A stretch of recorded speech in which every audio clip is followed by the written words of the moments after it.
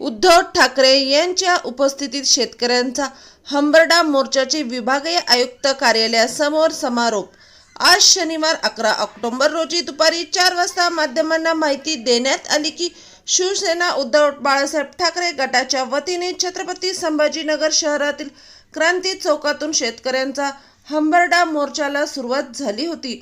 विधान परिषदेचे विरोधी पक्षनेते अंबादास दानवे यांच्या नेतृत्वाखाली सदरील आंदोलनाला सुरुवात झाली, तर शिवसेना प्रमुख उद्धव ठाकरे यांच्या उपस्थितीमध्ये विभागीय आयुक्त यांना विविध मागण्यांचे निवेदन देण्यात आले असून यामध्ये शेतकऱ्यांना हेक्टरी 50,000 रुपये देण्यात यावे अशी मागणी उद्धव ठाकरे यांनी सरकारकडे केली आहे।